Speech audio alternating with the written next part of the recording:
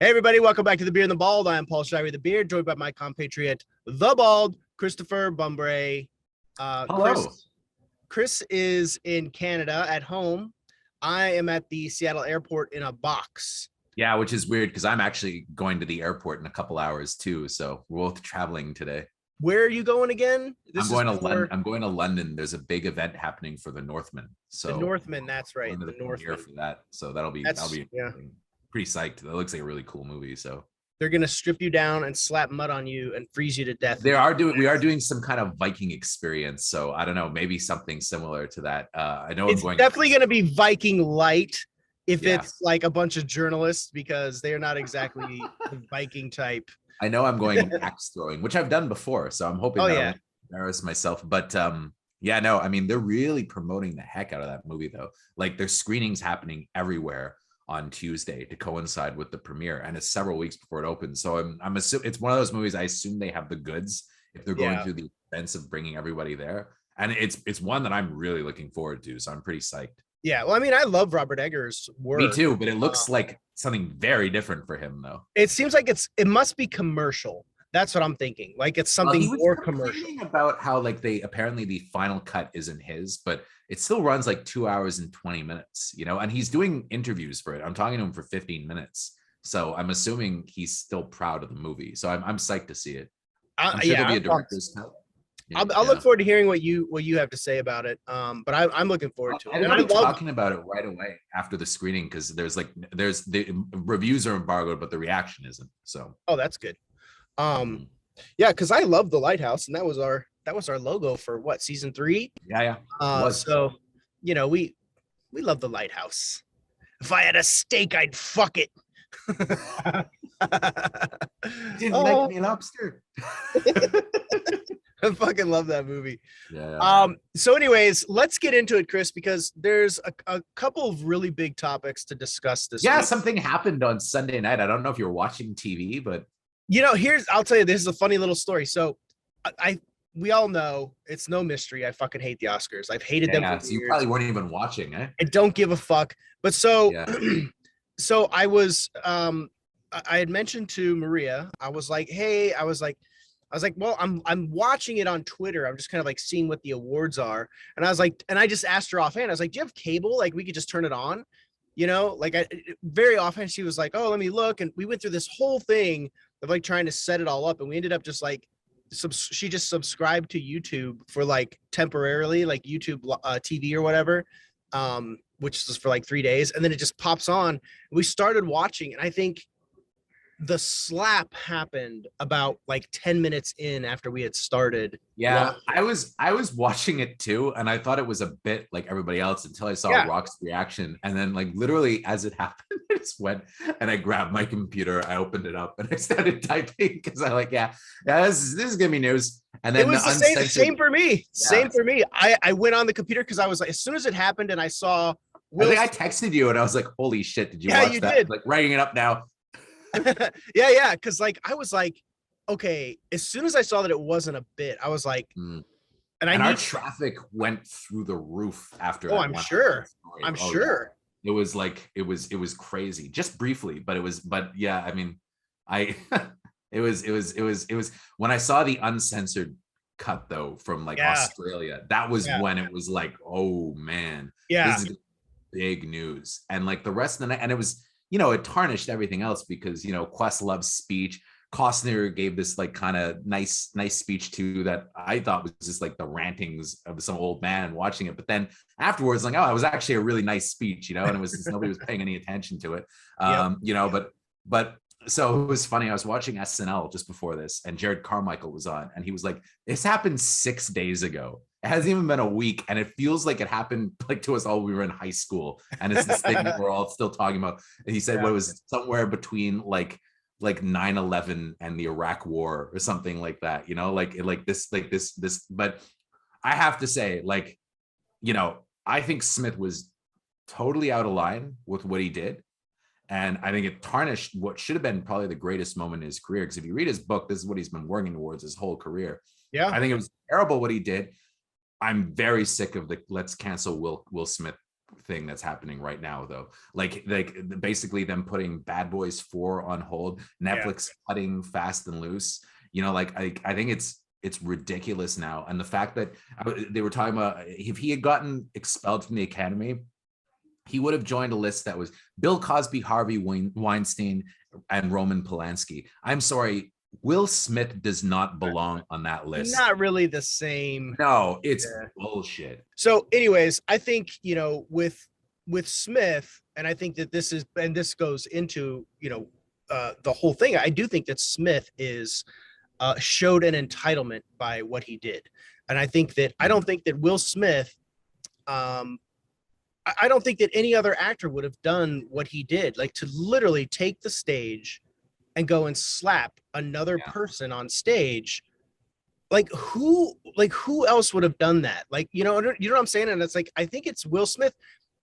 What gets into a person's head that makes them think that they can just do that? Yeah. You know what I'm can saying? go and assault somebody. Sure. Yeah, I mean, you and I have read his book. We know that Will Smith is a very passionate person, which is even more disappointing because I love the book so much. Well, I feel like then he goes and does this. There's some kind of mental issue going on there too, you know, and I think that that's what people aren't really acknowledging. You know, I mean, I don't know. I think what he did was wrong, but I have some sympathy for him, and I'm really sick of the whole cancel Will Smith thing that's going on now. I mean, it was bad what he did; it was totally bad. Yeah, but it's just, you know,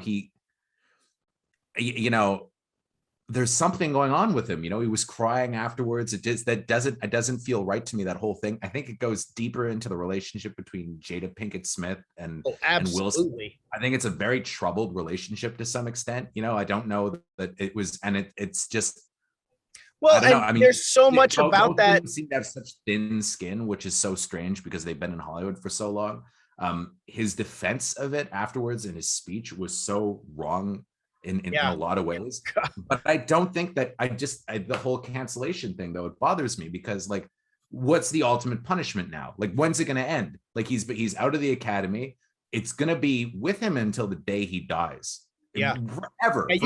You can't erase this one. There's no walking this one. It'll follow him around forever. But what's the ultimate punishment here, though?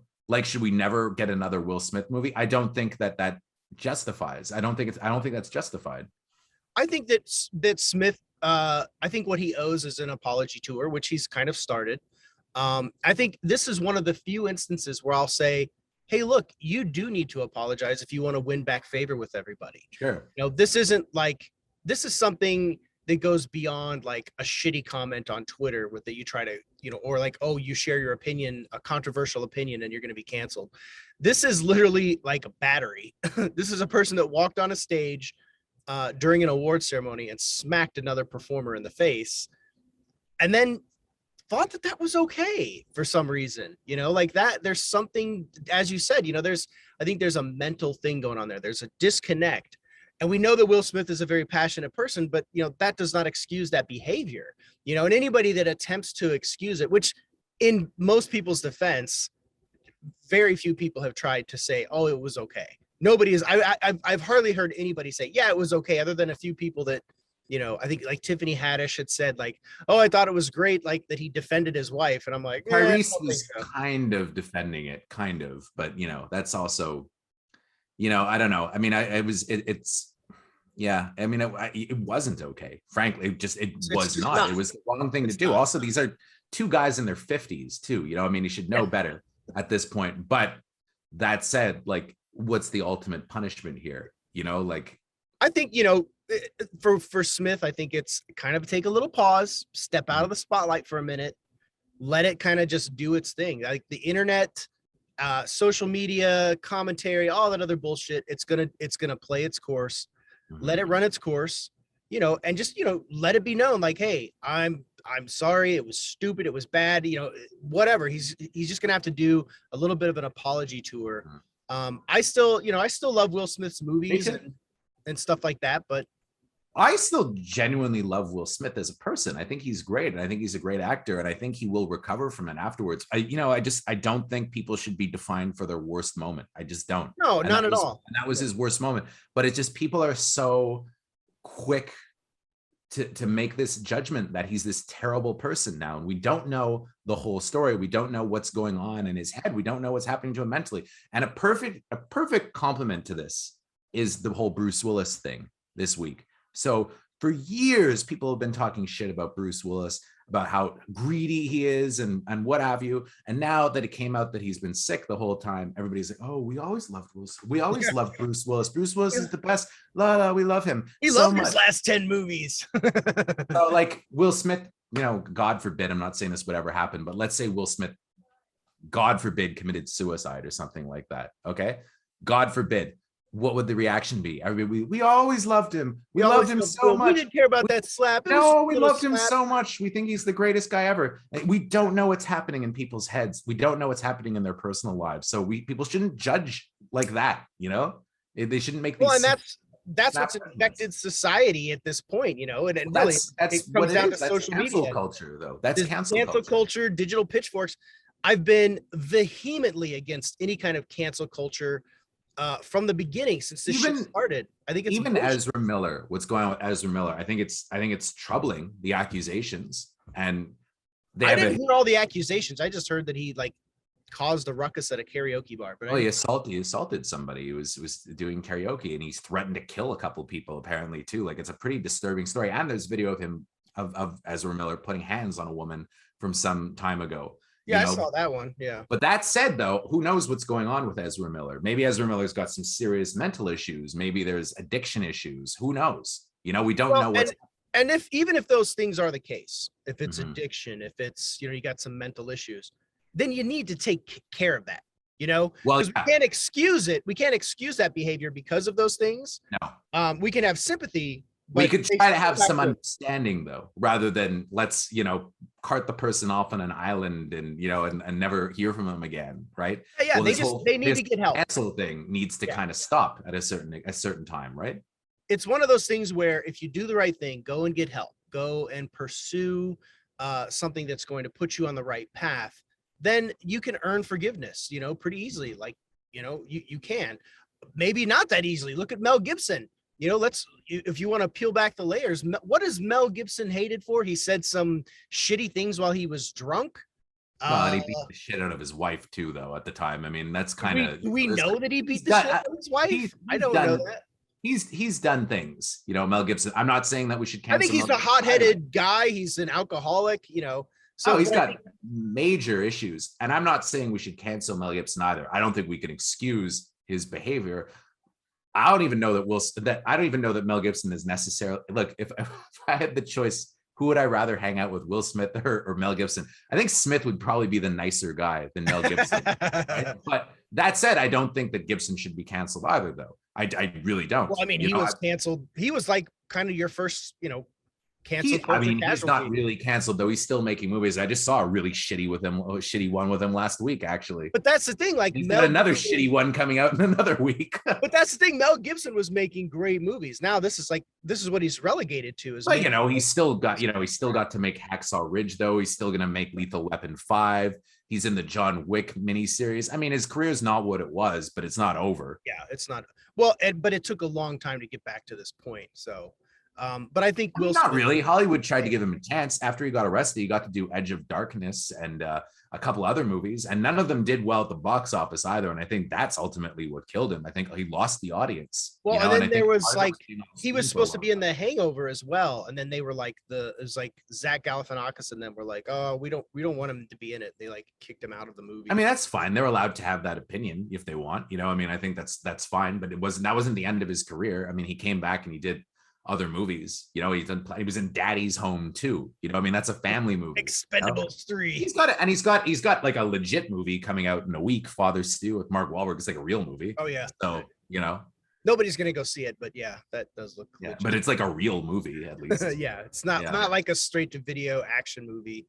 So Bruce Willis was diagnosed or has been diagnosed, I don't know for how long, with aphasia, which is a like basically like a brain disorder that supposedly is from a result of like trauma, some type of trauma that basically affects his ability to remember and to basically read and to basically do his job. And this has been going on for a long time. Apparently, there was a report that came out that was heartbreaking. Yeah. I wrote the article for it, and it was heartbreaking to read. It was heartbreaking to hear. And It seems like a lot more than Aphasia, to be honest. And I think part of it is that I think that article was in the works for a while, and I think they kind of nipped it in the bud by making that announcement. But it feels like it's more than Aphasia. It sounds more like dementia than anything. Yeah, it does.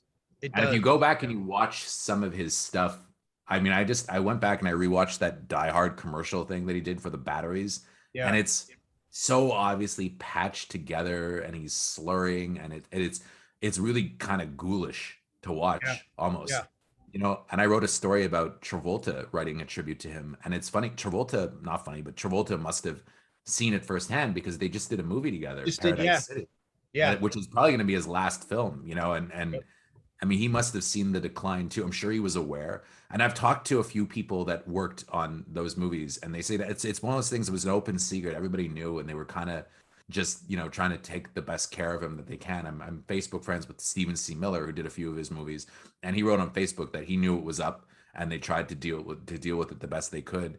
I mean, what was interesting is that there were so many filmmakers that were like, "We're not going to work with Bruce anymore." Like, because it's dangerous for the production, but it's also exploitation. And you have to wonder what was going on with the agency that was handling him, and what was going on with his family. Like, was he being exploited? Because it sounds like he was making a ton of money to do those movies, but was he even aware of what was happening?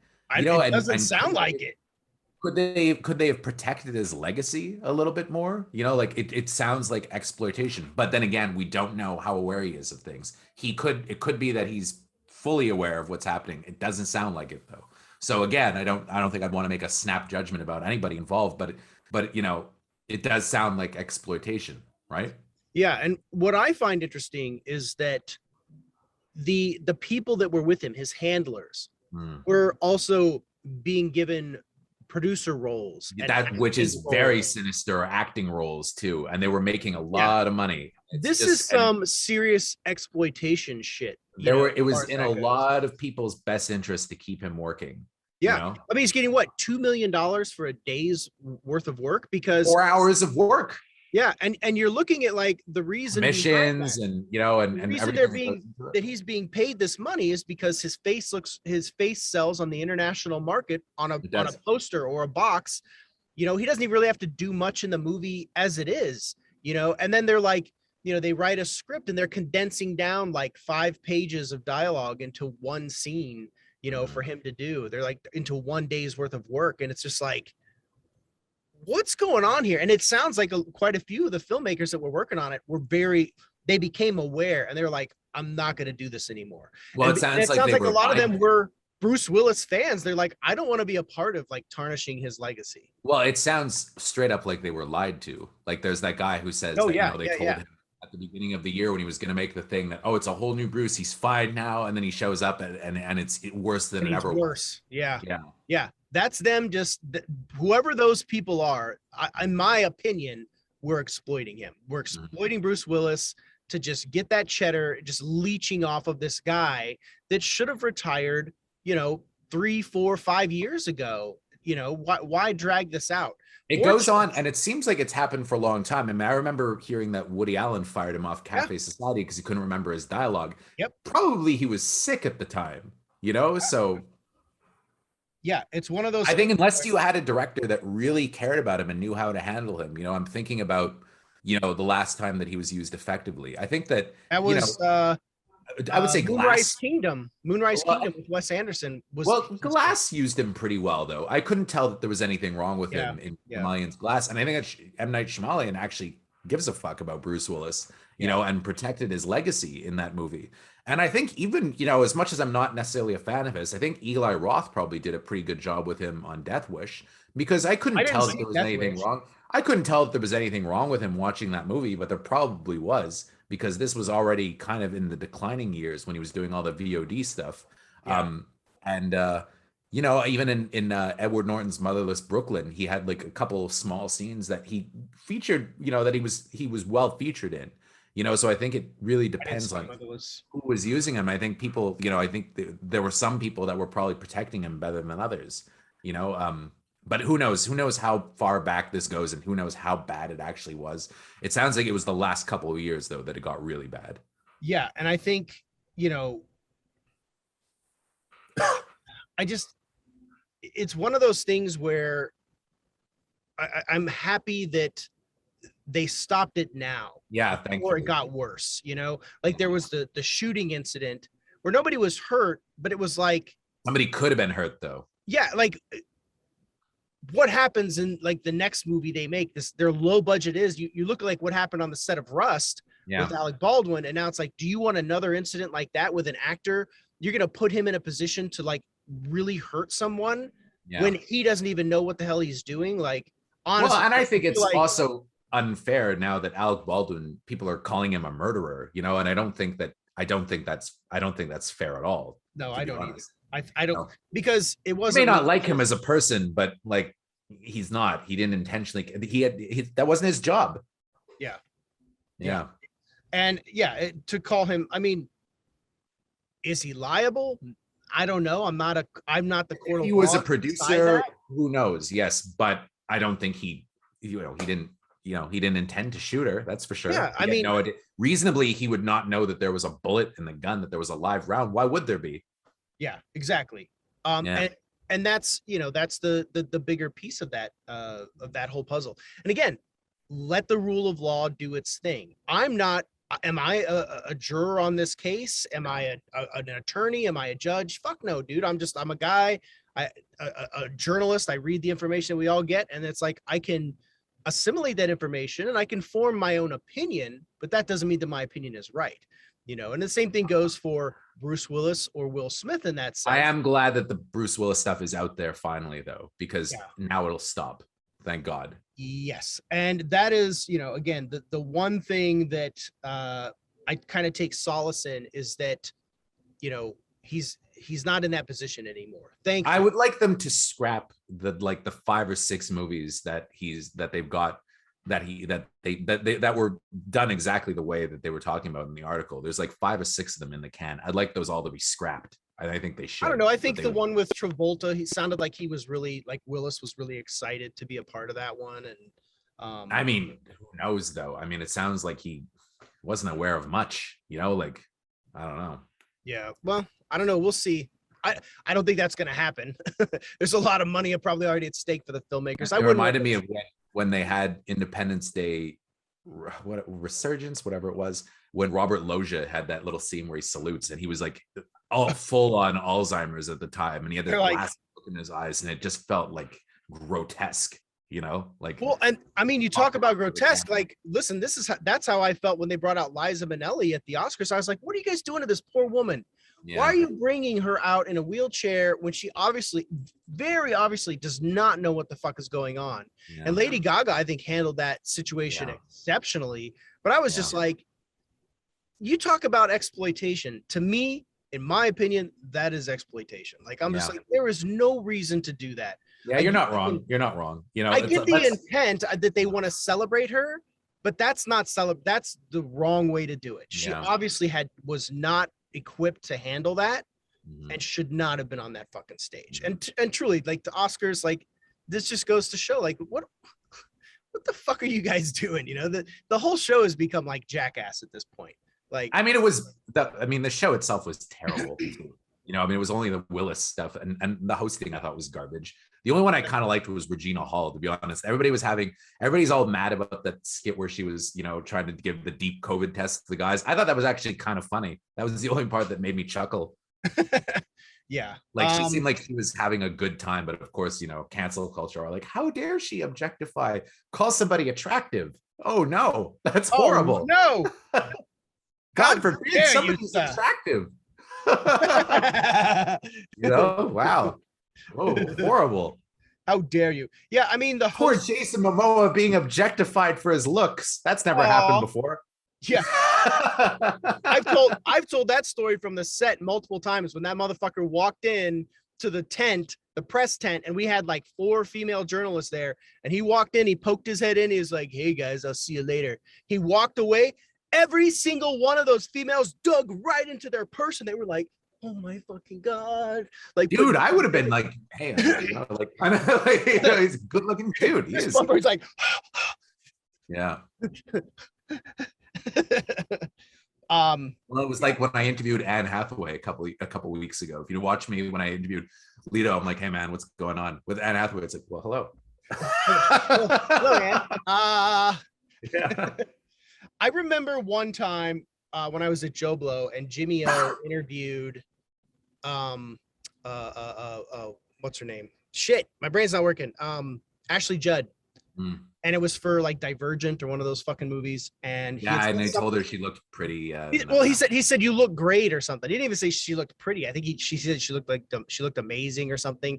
And she was like, oh, my feminism is kicking in, like, and then put poor Jimmy O on the spot there, and he was. I thought that was really mean, actually. It was bullshit. Like, come on, chill the fuck out. Somebody says you look good, and that's a feminist thing. Get the fuck out of here. He just said you look. And it was even like sparked by something too. Like she had mentioned something, or like it was like, it wasn't even that he said it at random. It was like triggered by something, So it was like a totally reasonable thing to say. That was bullshit.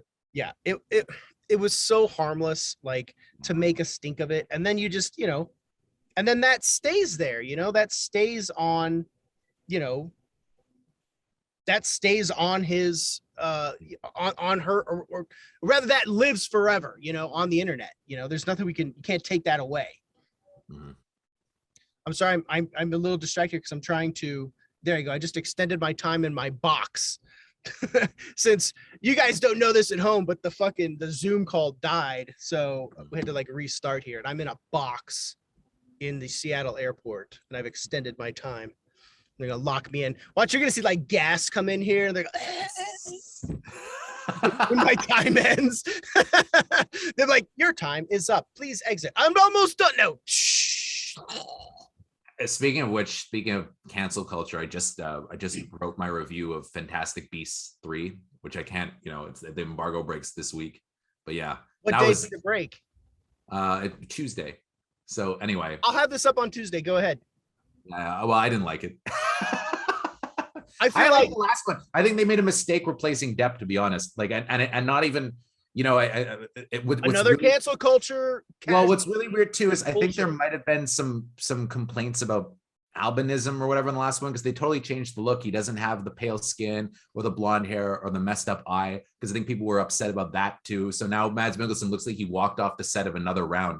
And he's playing like another character, almost like he's playing Grindelwald, but there's no continuity between the last two movies at all. And it's just a very dull film. Catherine Waterston's not back either. Eddie Redmayne takes a very small role, and Eddie Redmayne takes a back seat. I mean, there's nothing. And it's almost Ezra Miller's character is almost the lead this time. It wasn't a very entertaining film. I think the only performance I really liked actually was Jessica Williams from The Daily Show. Is like kind of the new wizard that's kind of the replacement. That's when you know that your Wizarding World movie has fallen. She seems to be having fun though, and she's kind of charming. She's the only one that seems like that has like a glimmer, like a glint. Which is great, but I'm saying like the only one in the cast, it seems like she's having a good time. Everybody else, it's like they're performing like I don't know. I did not care for it at all. And I liked the last two. I've said it before. I didn't really care for the last one. I thought the first one was an okay start, but I always felt like, Redmayne's character just does not hit like Harry Potter. Well, as I said in my review, you can do more Wizarding World stuff. You need Harry Potter. Yes. I've written pieces about this. I've talked about this.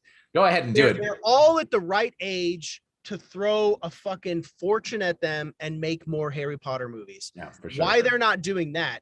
What you already have J.K. Rowling writing these things. Let J.K. Rowling write fucking Harry Potter, not this shit. It's obvious. Literally, the experiment did not work. At least $1 billion worldwide, at least.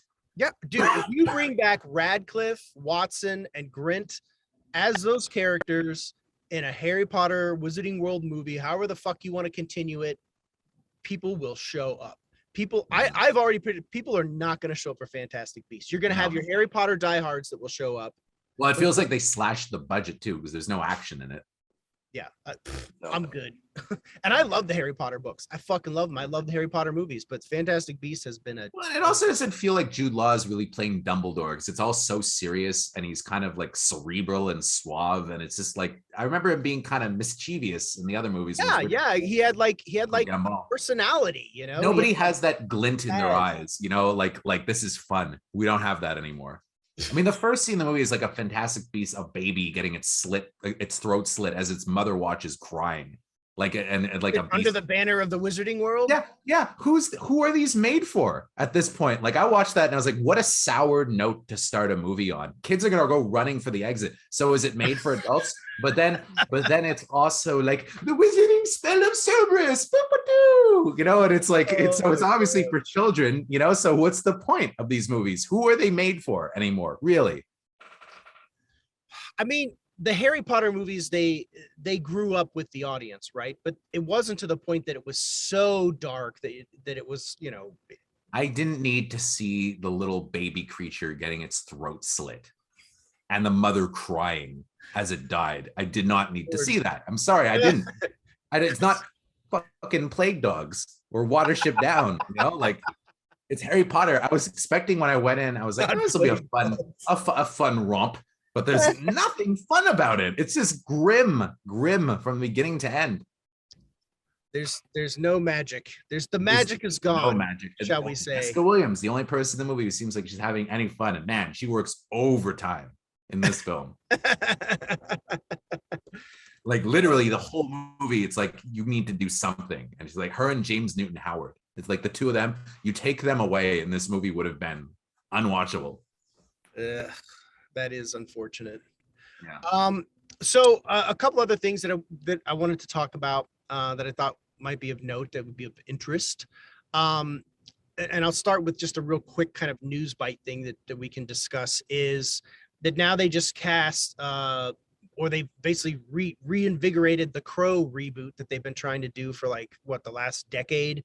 Now with Bill Skarsgård as the Crow, which I actually think is excellent casting.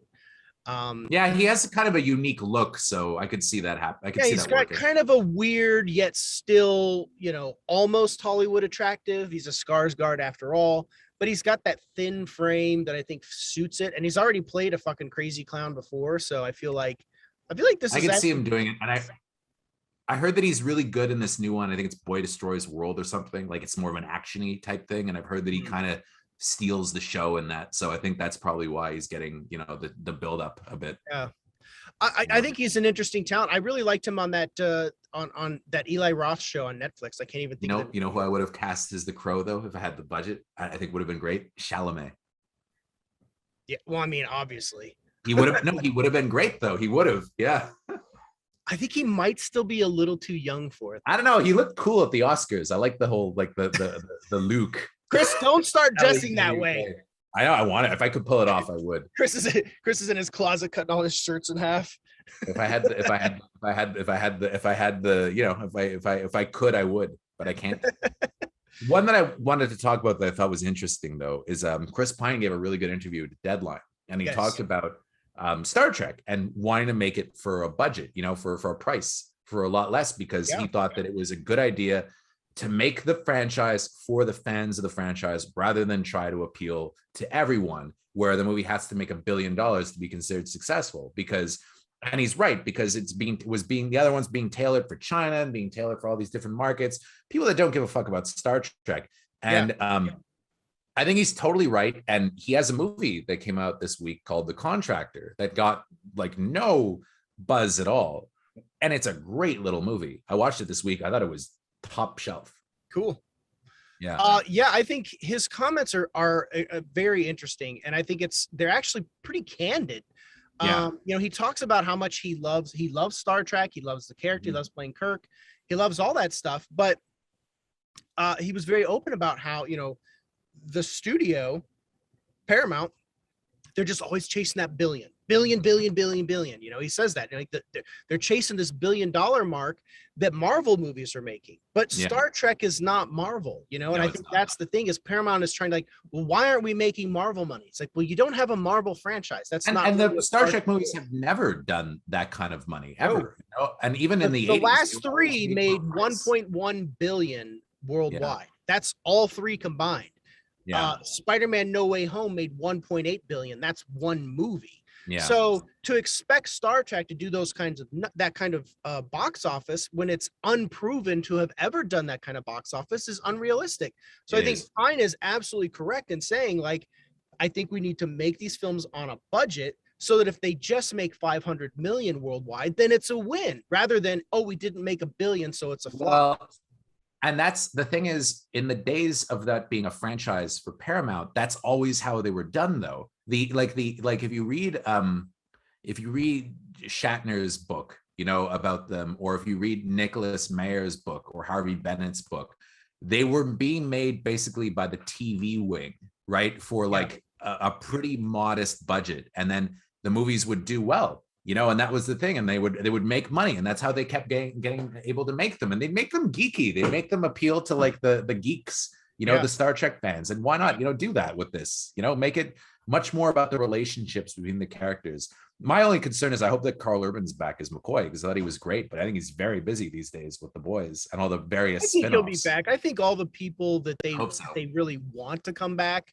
And it sounds like they all kind of look at it as a family. I think probably, you know, the loss of Anton Yelchin would probably bring them back too, as kind of like, hey, let's do this for him, you know, because I'm sure Anton would come back. I'll say Pine's take on this makes me feel like, you know, that Star Trek 4 will be guided in the right direction.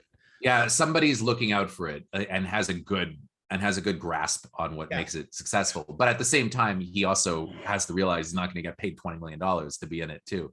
Because I had heard that one of the things that stumbled the last one being made was that him and Hemsworth both wanted these huge salaries, and that the studio couldn't afford to pay. So he's got to take probably, they all have to take cuts. And maybe he learned his lesson from that too, where it's like, probably did. You're asking for this amount of money, and it's not even cracking this worldwide. It's too much. Yeah, it's not going to get made. So when you're talking about making it on a budget, that means actors taking a little bit of a cut too. So I wanted to raise one more point about Chris Pine. He said something interesting about action movies. He said that he thinks they should be done the way that horror movies are being done, where they're being done at a much more modest scale without CGI and stuff like that for a more niche audience. But then every once in a while, they kind of break through. And I think that The Contractor is very much done in that style, and I really liked it. Yeah. Well, and he used Jack Reacher as an example of that too, of how they shot that whole car chase sequence, like in camera, practical, which doesn't always get done anymore. You know, they're using like CGI cars and all this other shit, and that makes it, you know, it takes away from, you know, this authenticity and this you know, and it bleeds the budget. You know, for what?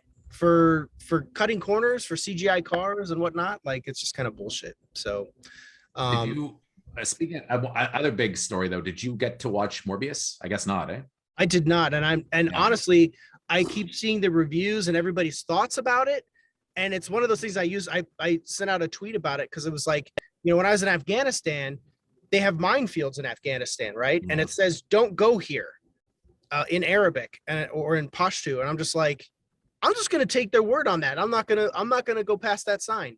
So that's how I'm kind of looking at Morbius. Like I always preach like, hey, go make up your own mind. If you want to see a movie, go see a movie. But the thing is, I was never like, oh my God, I can't wait to see Morbius. So when everybody that I know and people that I, you know, trust to an extent are like, yeah, it's pretty fucking terrible. I mean, I liked it more than most, but for me, it was like a Screen Gems movie from 2001 or 2002. You know, like if I hadn't seen Morbius, I would be fine without having watched it. I thought it was passable entertainment at best. You know, that was. And I don't want to pay. I don't want to like drive to the theater, pay fucking money, and then pay for popcorn. And it was, you know, if it's on like Netflix one day, throw it on in the background. I mean, I'll watch it. That's about what it deserves. I'll watch it, but I'll watch it at home. Like I'm not gonna pay to see Morbius, and it didn't. And I've already had the post credit stuff, spoiled for me, which I mean, it's all, like anything at all. So I'm just like, oh, whatever. I wanted to ask you though, how is Tokyo Vice? Because I know you watched some of it. So I watched the first 3 episodes, and I really enjoyed it.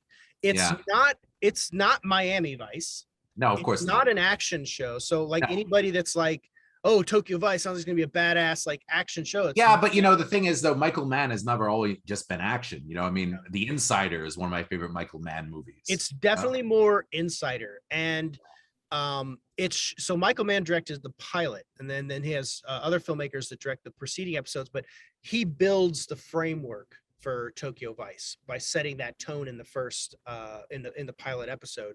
And it's very Michael Mann. Like he shoots, and here's the interesting thing. What I really like about Tokyo Vice is it's all shot in Tokyo. It's all shot in Japan. And there's no like sets. You see a lot of this in like modern day TV shows where they're like cutting corners or even movies. Like you look at the Atom Project, where it's like very obvious they shot on a blue screen.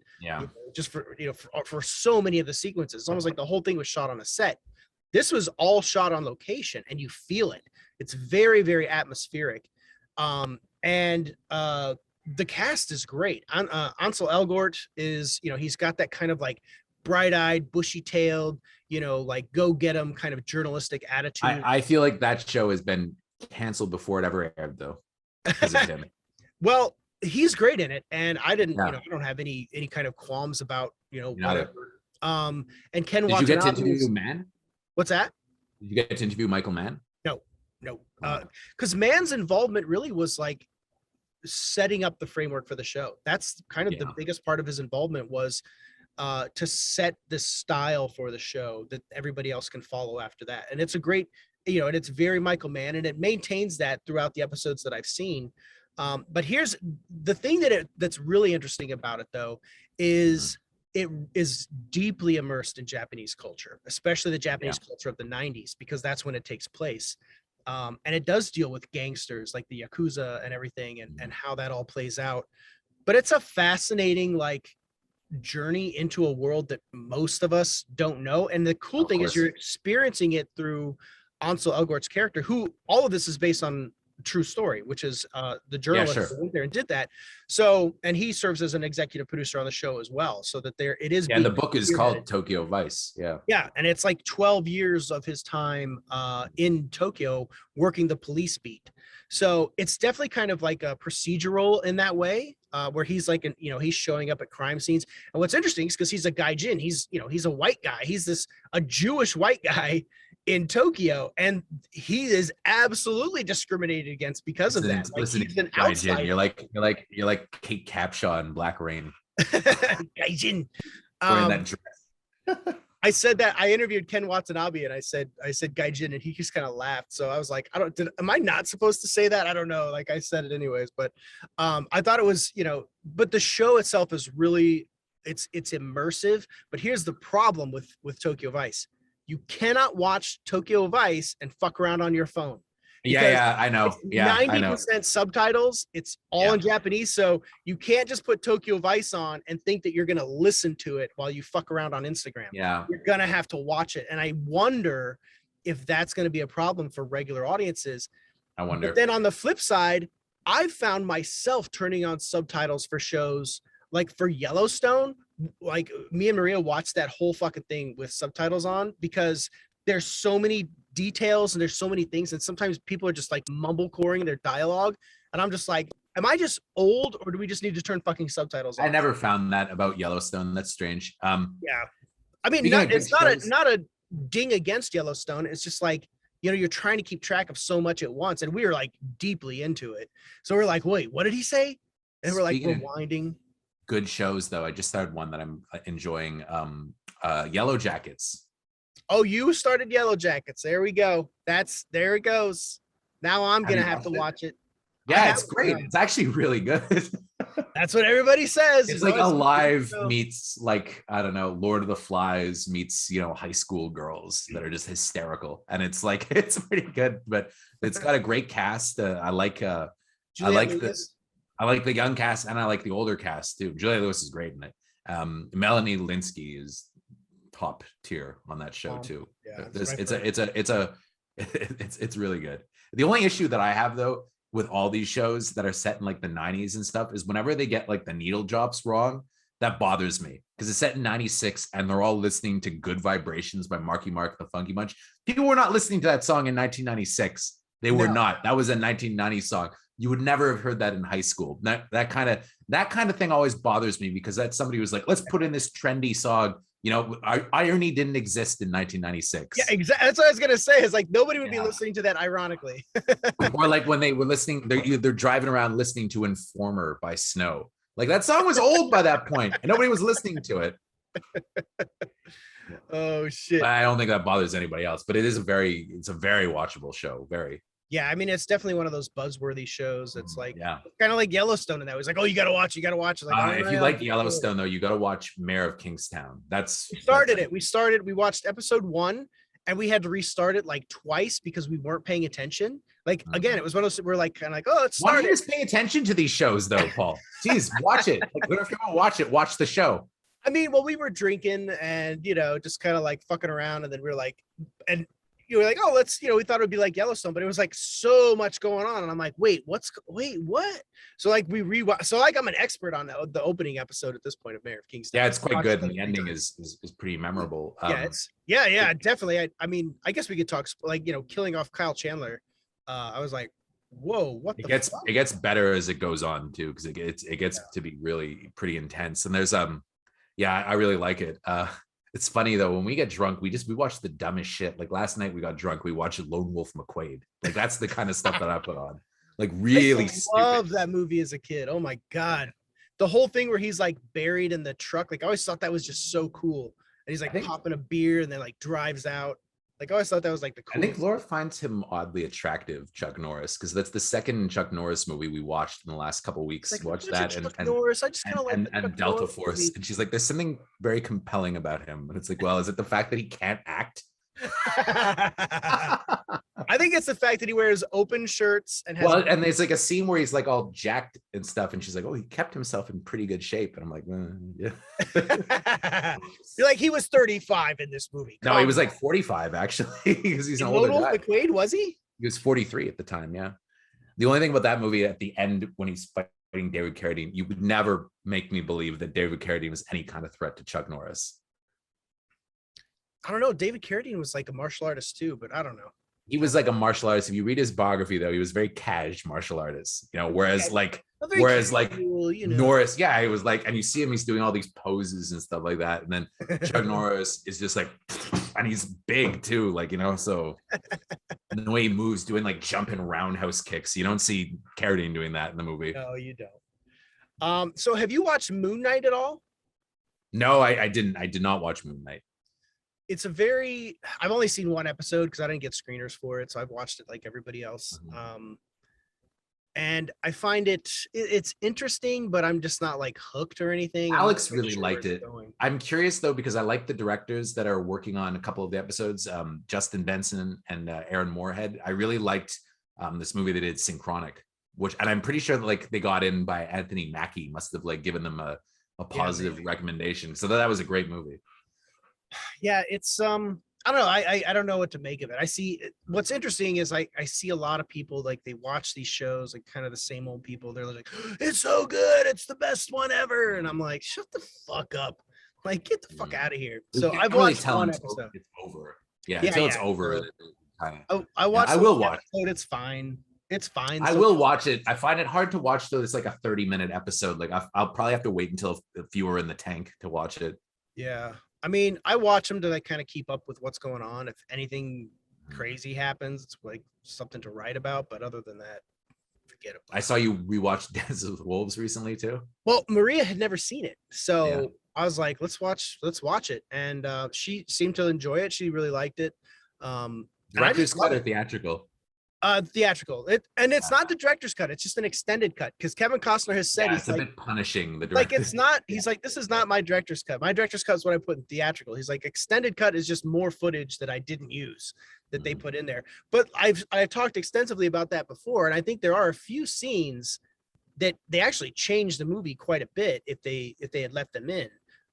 because there's the scene where the Sioux find the buffalo that are all slaughtered by the trappers, and then you never see anything else happen from that.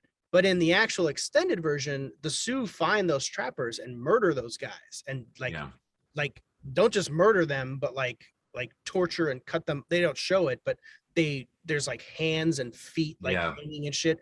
And that is actually the scene where he's sleeping outside, on the outskirts of where they've camped, and he's like, oh, I'm sleeping out here, they understand it and we have an understanding, but what's really happening in the extended cut is they're murdering those people. And he's like, yeah, I'm not gonna be a part of that, I'm just gonna hang out here. So I think that makes sense though, because they are people that are starving them, and they're trying to, they're committing genocide on the tribe to a certain extent. I mean, that gets into the whole, the whole story. It just gives a lot more to it, and there's more to, like, they definitely go more into like the trappers and fur traders and stuff in the extended cut, but it really doesn't add, not a lot of it adds to it, but I do feel like that scene added to it. It is a great movie though, and it has one of the best musical scores of all time. Oh God, John Barry's score. So I swear to God, I don't know if it's I'm getting old, but like I just hear that music and it stirs me. I get emotional, man. I get emotional hearing that fucking music, and I'm starting to explain stuff to Maria. I'm sitting there and I'm like, yeah, and this score is really good. Me too. I know. Yeah, me too. I know that if I watch it, well, Laura and I are gonna rewatch it at some point. But I know that when like they kill the wolf, I'm gonna be like, oh yeah, when they kill Two Socks, I'm gonna be like, kill Cisco the horse. You're like all these beloved animal characters get murdered. Yeah, I'm gonna be like kind of like this thing in my eye. Oh, my eyes are just really bothering me right now. It's like the end of Shawshank when I was just watching a single tear roll. It's like Dance with Wolves too. I'm getting choked up just thinking about it, And then when he kills the guy that killed the wolf at the end, right? When he drowns him. Oh yeah. And it's like a very like cathartic moment. Yeah. Yeah. You want to see him die, and that guy has been in tons. We actually looked him up, Tony Pierce. Because Maria was like, where have I seen him before? And she's like, I keep hearing him say no. And I'm like, The Bodyguard. Yeah. The Bodyguard. I like also Charles Rocket's character, how they deal with that, because he was the one, like he was the guy, he was a good person, right? Yeah. And he died, they had to kill him, but they respected him towards the end. They're not desecrating his corpse or anything because he was a good man. Yeah. But did you ever read about what actually happened to Charlie Rocket though? Oh, so Charlie Rocket, what a sad story. Because his whole claim to infamy was he was fired off of SNL in the early 80s for saying fuck live on the air, right? And that really affected his career. And then he came back in the late 80s, early 90s, kind of playing smarmy asshole guys, like on Max Headroom, Earth Girls Are Easy. And his best role was probably in Dancing with Wolves. And about 10 years ago, he was sitting on a bench in the park and slit his own throat, killed himself. What the fuck? Yeah, terrible way to die, isn't it? Jesus. Apparently he was in Dumb and Dumber as well. Lifelong issues with depression. Yeah, and that's a horrible way to kill yourself too. Just slit his own throat on a bench. God, that's awful. Yeah. Jesus, I didn't know that. God. Yeah, that lends a little. Yeah, it gives it a little pathos to his roles. I mean, I thought he was a great actor though, and I thought he was really good in that movie. That's fucking awful, dude. I thought he was great in Dance with Wolves because it goes to show you what like a good character actor can do, even in a pretty small role, and make it. Exactly. He's Corey Chaikin's like that too, and Robert Pastorelli, who also had a very sad end. And also, his wife maybe, like I don't know, like super sad. Yeah. So we got some time to take some questions. You ready for some questions? Sure. Unless there was another movie you saw that we need to talk about. No. All right. I didn't see any. I watched Blended with Adam Sandler and Drew Barrymore. I'm surprised they haven't made another movie together. Hate that fucking movie. But it's so harmless. It's so fucking harmless. And I do like Adam Sandler and Drew Barrymore together. I do too. I like 50. I'm surprised they don't just come back and make a movie every 10 years. Apparently they're still friends though. He shows up on her show all the time, on her talk show. Oh yeah. Yeah.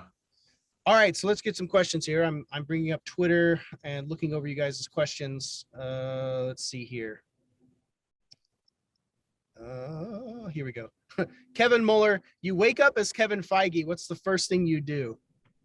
That's a great question. And the MCU, we've done it. We're finished. No, I would bring Snipes in as Blade, to be honest. That would be what I would do. But you already got Marshall. Are you gonna go fire? So you're Kevin Feige. No, I wouldn't fire him. You got the multiverse going. I would bring in Blade as well. So, that'd actually be kind of cool. 2 Blades, older Blade, and then like it would be. And I would introduce him when he shows up. I'd have Confusion come on by New Order. I'm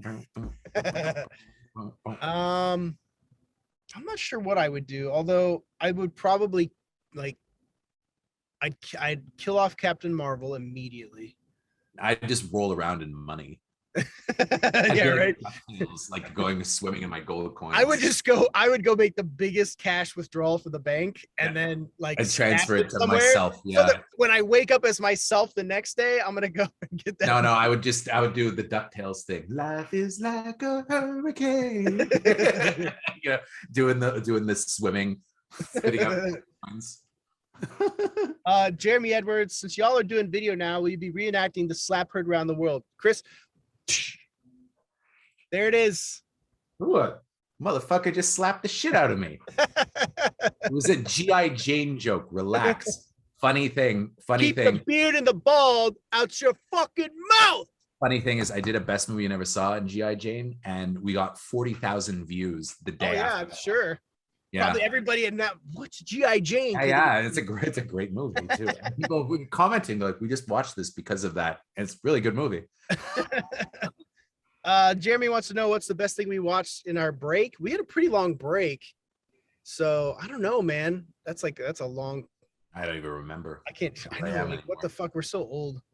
Shimone, I'm sure y'all are gonna mention Will Smith. Thoughts on David Leitch dropping out of their project together? Who is an actor David Leitch should work with? Did David Leitch drop out? I don't know if he necessarily dropped out. I think Netflix just put the brakes on that movie. I think they probably just put everything on pause while this thing plays out. I don't think anything's specifically out. David Leitch, for me, I'm waiting to see Bullet Train before I decide if he's awesome or not, because I have mixed feelings on him. I didn't like Hobbs and Shaw at all. Yeah, I liked Atomic Blonde, but I'm waiting to see. I'm Deadpool 2. I was cool on. I'm waiting to see Bullet Train before I decide if he's awesome or not. I do think Bullet Train looks fucking awesome, though. Yeah, me too. I'm very excited for it. I hope it delivers on the premise. It looks like I'd like to see Brad Pitt in like a legit action movie like that too. So that's kind of exciting. For sure. Because he hasn't really done that kind of movie too much, so it's kind of cool. Well, and I like that Brad Pitt is playing a character. He's not playing Brad Pitt as a cool guy. He's playing somebody that's like kind of funny and kind of like, Well, it's like his character in True Romance as like an assassin kind of. Yeah, kind of. Let's see. Cedric Ramos. Why can't people have their own opinion about movies in 2022? If you don't like the Batman but enjoyed morbid people come out, I think you mean Morbius. People come at you like there's no tomorrow. I mean, that's the nature of Twitter, though. Yeah, too much time on Twitter, really. I feel like that's just it's a social media thing. It's not a question of why can't people have their own opinion. You can. It's just that if you're gonna share that opinion on social media with strangers, you can't expect a level of respect. It just doesn't exist. And how do you make people respect others on social media? You can't. And the truth is, you shouldn't. People should have free speech to say whatever the fuck they want to say on these platforms, in my opinion.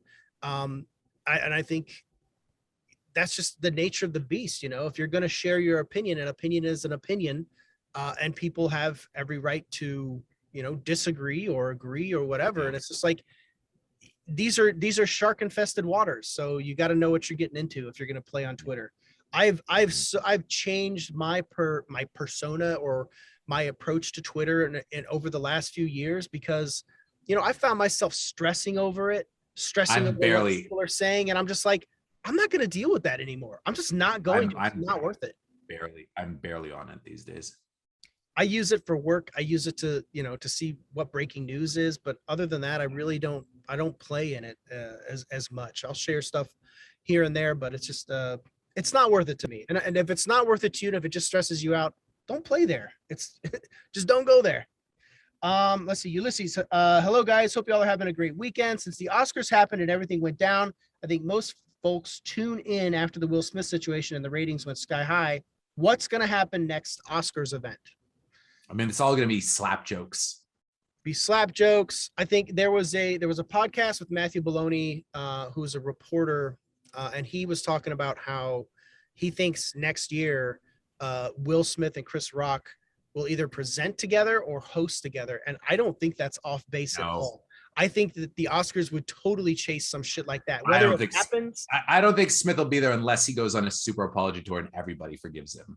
I feel like that's what can happen in a year. Yeah, but here's the thing: look at ratings. If they're like, yeah, Will Smith is going to be back, people will be like, oh, I need to see what's going to happen. Yeah, that's true. It is true. I guess we'll see. That sounds well within the realm of possibility as far as that shit goes. Ulysses, I listened to y'all's Batman episode review and I really enjoyed it. I've seen the movie pretty much 5 times, and to me, it's my favorite Batman movie and best of 2022 so far. What are you hoping for the sequel? I need more emo Bruce Wayne and more Batman being a detective. I just want Joker back. I think that the Joker scene that they teased, that they didn't include, I think is something that's more of what I would want to see from a Batman movie. I love the Batman Joker dynamic. I think it's the right one to explore anytime you introduce a new Batman, and then you can move on to the next stuff. But I think that bring back Michael Giacchino. Yeah. Oh my God. Yeah. That's like the best. Hey, thing. Paul, with that, I got to go because I got to go pack for my trip. Wait, we got one last question. Yes. Let's see. This is Matt Hicks. Glad you guys are back. Which one of you guys are more sad will never get Enemy of the State 2, Ace Ventura 3, or Bruce Willis making it back for an Armageddon sequel? I would never think that any of those movies would ever happen, to be honest. Yeah, I'm good without Tony any Scott, of them, to be honest. Yeah. So, and with Jim Carrey retiring, if he actually does that, it's kind of expected. He's not really the top earner anymore. So, anyways, thank you guys for joining us here at the airport and in Canada. And I hope you guys have a great week. Remember to love what you love. We'll see you next time. Chris, have safe travels. And we'll see you guys next time.